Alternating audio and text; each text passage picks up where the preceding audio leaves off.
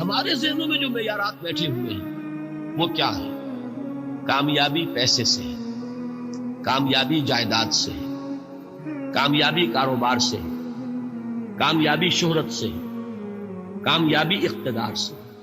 یہ معیارات ہیں۔ جو جتنا دولت مند اتنا کامیاب، جو جتنا مشہور اتنا کامیاب، جو جتنا پاپولر اتنا کامیاب، جو حکومت پر پہنچ گیا کامیاب، جس نے بڑا کاروبار جما لیا کامیاب، جس نے بہت جائیداد بنا لی کامیاب۔ یہی ہے اصل میں ساری بس کی گانٹھ۔ جو تصور کامیابی کا ہوگا اسی کے مطابق آپ کی بھاگ دوڑ ہوگی، اسی کے لیے جد و جہد ہوگی، اسی کے لیے توانائیاں صرف ہوں گی، اسی کے لیے دن رات کی مشقت ہوگی۔ یہ ہے اصل شے جس کی یہاں نفی ہو رہی ہے۔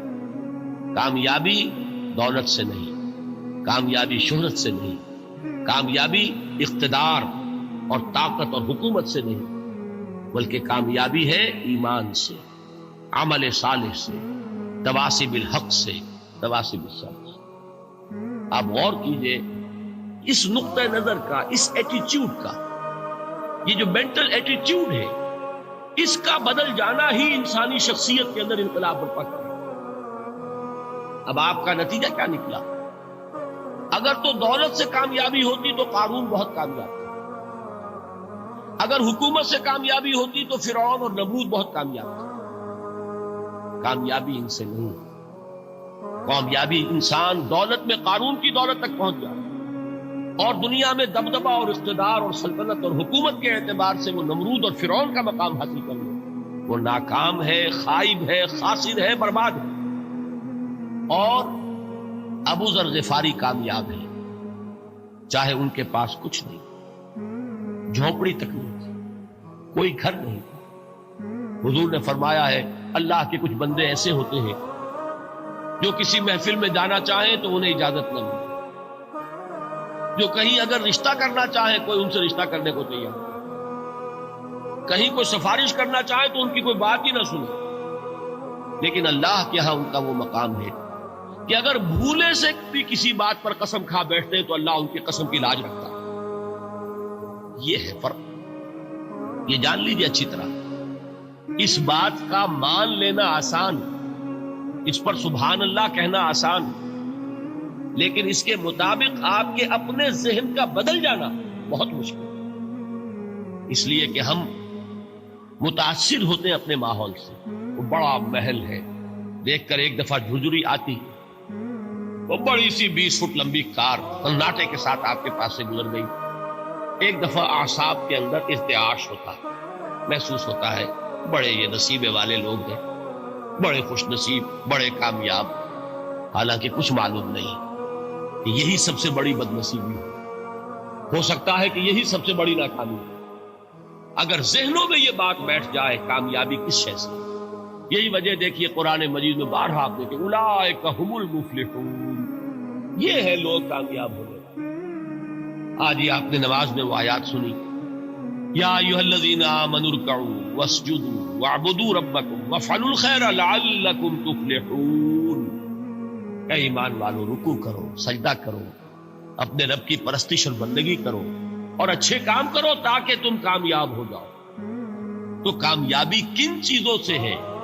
یہ ہے سب سے بڑا سبق۔ یہ ہمارے دل میں اگر بات بیٹھ جائے، ٹھک جائے، تو زندگی بدل جائے گی، صبح و شام بدل جائیں گے، نقشے بدل جائیں گے، بھاگ دوڑ کا رنگ بدل جائے گا، ویلیو سٹرکچر بدل جائے گا۔ آج وہ ایک چیز نہایت اہم نظر آ رہی ہے، کل نہایت غیر اہم نظر آئے گی۔ جیسے کہ حضور کی حدیث ہے مالی ولی دنیا، مجھے تمہاری اس دنیا سے کیا سروکار، انما مثلی کراکب استظل تحت شجرۃ ثم راح فترکها، میری مثال تو اس سوار کی سی ہے جو تھوڑی دیر کے لیے ایک درخت کے سائے میں ٹھہرتا ہے سستانے کے لیے، پھر وہ اپنا راستہ لیتا ہے، اسے اس درخت سے مستقل تعلق اس کا نہیں ہے، وہ اس کا گھر نہیں، وہ اس کی منزل نہیں۔ اسی طرح یہ دنیا میرا گھر نہیں ہے۔ اب دیکھیے ہم کہتے ہیں انا للہ و انا الیہ راجعون، ہم تو مسافر ہیں، ہم اللہ کے پاس سے آئے، اللہ کی طرف ہمیں لوٹ جانا ہے۔ کن فی الدنیا کانک غریب و عابر سبیل، حضور فرماتے ہیں دنیا میں ایسے رہو جیسے کہ تم اجنبی ہو یا راہ چلتے مسافر۔ لیکن یہ طرز عمل کب ہوگا؟